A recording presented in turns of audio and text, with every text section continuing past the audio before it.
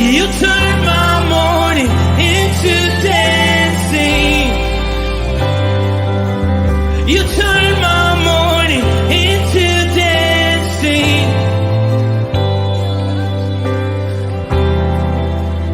Your love changes everything. There's something about your love. Something about your love changes everything. Changes everything. Something about your love. Something about your love changes everything. Changes everything. Something about your love. Something about your love changes everything. Changes everything. Something about your love. Something about your love changes everything. Changes everything. Something about your love. Something about your love changes everything. Changes everything. Something about your love. Something about your love changes everything. You turn my morning into dancing. You turn my morning into dancing. You turn my morning into dancing. You turn my morning into dancing. 'Cause your love changes everything. Your love changes everything. You turn my morning into dancing. You turn my morning into dancing. You turn my morning into dancing. 'Cause your love changes everything. Your love changes everything. Oh, there's something about your love. Something about your love changes everything in my body. Oh, something about your love. Something about your love changes everything. It changes everything. Something about your love.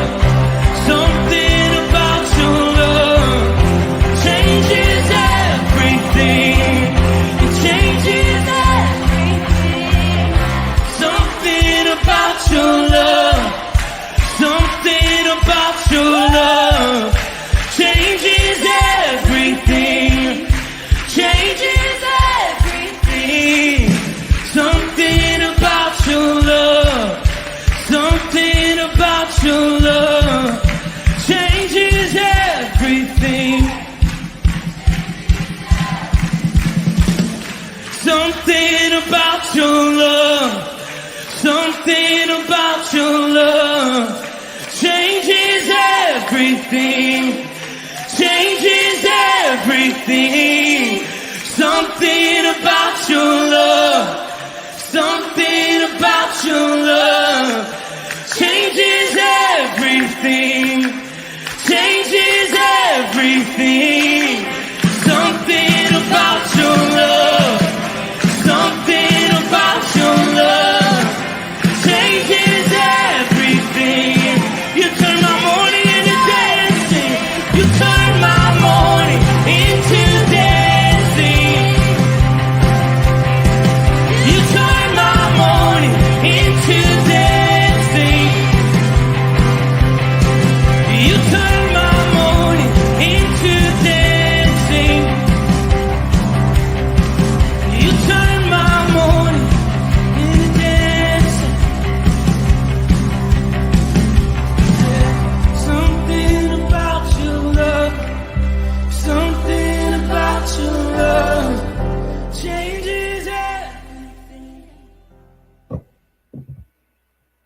Good morning, Rooted Men. Matt Ryan, elder from the Rooted Ministries. Pleasure to be with you this morning. Coming to you from my new office. Those of you who've known me for a while, yes, I did find a job. So here I am on this Friday morning, kind of in the dog days of summer, as they call it, right? Feeling kind of reflective. This reading this morning has got me a little bit convicted. So I'm just going to jump right into it. Do you ever think of accountability? Accountability is a word that's kind of weighing heavy on me, and it does a lot. It's not that popular of a thing anymore. As we look back, I guess, all of this stuff tends to go through the lens of government, right? So we can think back through our lives and see so many times where we thought justice was going to be served, and it wasn't. With politicians or even stars, or I think a real recent example, right? The whole Alec Baldwin shooting thing, and there's always examples, and of course there's arguments on both sides of all of them. But sometimes you feel like there needs to be accountability, right? And I can remember. One of my earliest memories is watching Oliver North testify to Congress. And I think I must have been about 6 years old when that happened. So, of course, I had no idea what was going on. But there was just this idea that if bad things have happened, right, and I think that was a hostage situation, if I remember right, that there should be answers for them. And there should be accountability.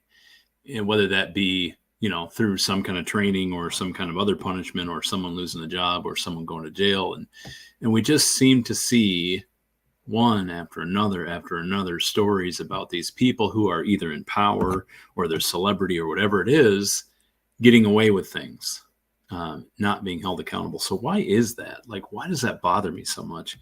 And I think about the way that we're hardwired, right? So there's this idea in philosophy that morality, for some people, is too much of a burden to bear. But morality from a Christian perspective can only come from God, right? There's nothing outside of religion that tells you what's wrong or right, what you should do. And I think that's because we were created with these basic needs to understand vengeance and justice. And what we've dealt with, especially recently, is this idea of cognitive dissonance, where everybody is just saying things. They're just all talking, and it gets to be impossible to even know what is true anymore in this kingdom's perspective, right? What we're seeing on TV, what's true and what's real. And this is why I stopped watching news in 2008. I thought during that election cycle, particularly, when I found that the only person that was credible about news were comedians, right?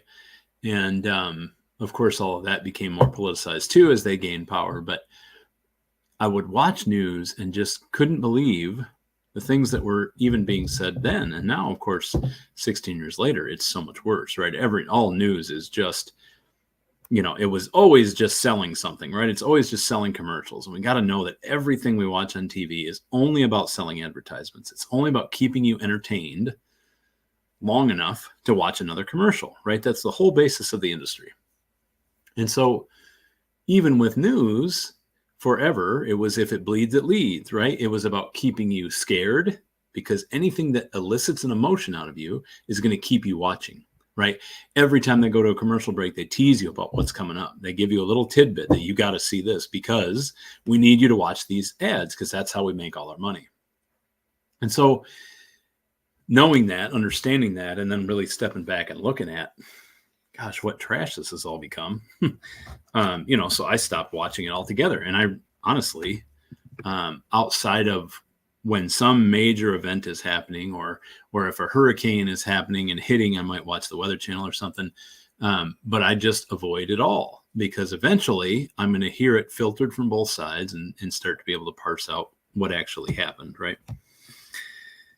But this leaves me disengaged, right? And so I think there's this challenge where we're so ingrained to want vengeance, to want justice, to want accountability. because those things are right. And we should have institutions that value those same ideals just like we do, right? So this is why this reading convicts me a little bit. Because this is Paul writing to the church in Corinth, giving him warnings, talking about you're in this society that's totally depraved, that is full of sinful temptation, that is full of every kind of sin against God. And we think we're unique today. Every generation in history has thought they were the first one to face these things. Well, this is a long time ago, folks. This is a society that's decayed, right? And he points them back through Jewish teaching, which is the way to reach people, right? They were all under that Jewish law, or at least understood it. And so he speaks to them about learning from history, painting the picture of how sanctification and justification are completely impossible alone. That, in fact, Christ all along was the rock, was the only way for most of us to become justified, to be right with God, right? This whole idea that God is angry, God is punishing, because the fallibility of humans must drive him crazy, right? So he's giving these great examples about people who are walking with the present God daily, who are seeing miracles daily, right? The manna, the quail, the pillar of cloud that led them out of Exodus, or led them out of Egypt safely, the parting of the Red Sea that led them to safety, right? All these times where God stepped in and was so present. And he's pointing out that even during this time, people were still sinning. They were still ungrateful, right? People would complain about the manna because they were tired of eating the same thing every day. And God punished some of them. You know, it's said that snakes killed them. There's accountability. There's vengeance. There's justice. There is this ideal of making things right that we always want to take on. We want to take that power from God. We want to decide what's right, and get frustrated because things aren't made right. And sometimes we take that in our own hands, right? So there's this great picture about the mistakes that happened, and there was punishment for them, right? He talks about 24,000 people being killed, and that's between the snake incident and 20 plus thousand people being killed for sexual immorality. And that's not being killed by others. That's just being wiped off the earth, right? God intervened. But Paul's key message is to not repeat these mistakes, to understand and see that we, even though we're walking with God every day, and now so much more than the bread and the quail, and so much more than the cloud and the Red Sea, which gave safe passage, we have had God come to earth, become man, live and suffer and die to make us right in God's eyes, that he sees us as perfect, sinless angels. Such a greater gift than these people received. Yet here we are, repeating the mistakes, walking, still sinning, still straying from God's wants.